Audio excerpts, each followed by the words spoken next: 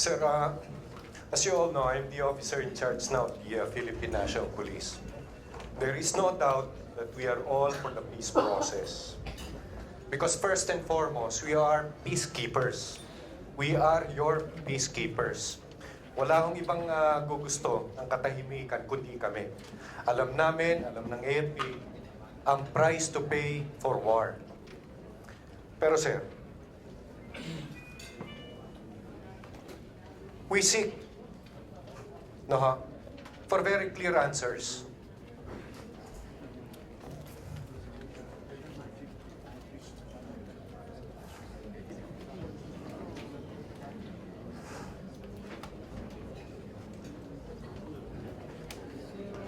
General, take your time. We Take seek your time. for clear answers from the other party of the peace process. Following,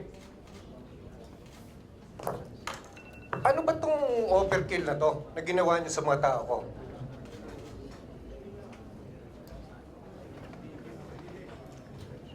Ako, hindi ako nakatulog kagabi nung nalaman ko yung medical legal report. Si Inspector Tyros, si Inspector Pabalina did not suffer any lethal shots. Nagtinamaan sila sa paa lang. Ganon din yung PNC yung isa. Paanong namatayan? Yung isa, binaril nyo sa ulo eh. Buhay na buhay pa yung tao eh.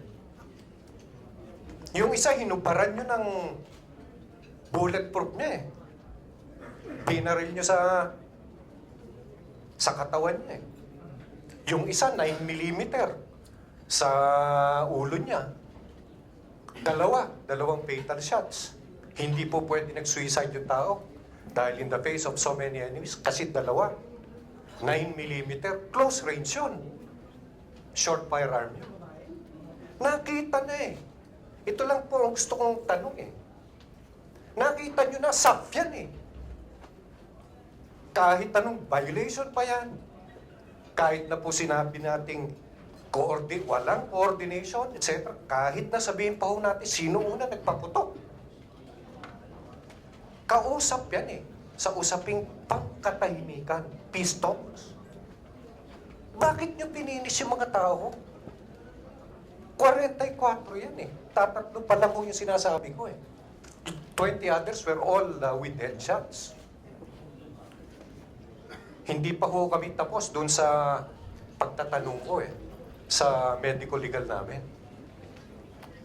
You know, Your Honors, wala.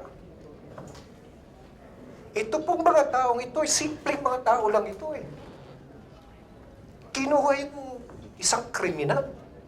Legal na operasyon. Tatanungin pa ba natin kung legal pa po ba yun?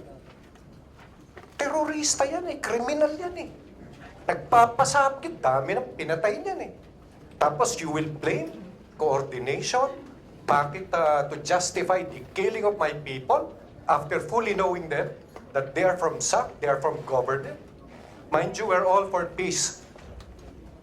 Walang ibang magsasalita dito para sa mga tao kundi ako. Wala pong ibang inaasahan itong namatay nitong 44 kundi po tayong lahat. Bigyan naman natin ng hustisya. At magpakatotoo sana tayo rito. Hindi ho po pwedeng laging ganito. I seek answers for my people.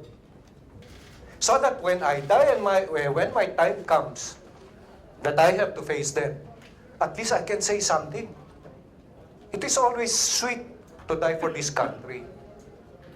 And itong mga taong ito will always be there in your front and say, mission accomplished po. Sana nga ho, sinasabi ko, kasama na ako dun eh. Personal eh. So that I can lie down before you and tell you, salute, mission accomplished. Pero po, inuulit po namin, kami sa Philippine National Police, we are all for peace. Sagutin nyo lang po ako so that when we face each other all in heaven, I can tell them what happened. My men, I tell you, buhay na buhay yan. Hindi nyo man lang pinauwi. Kasama ng kanyang mga anak. Dapat fair play lang ho lahat. That's what I want. That's what I request. Fairness and justice for my men.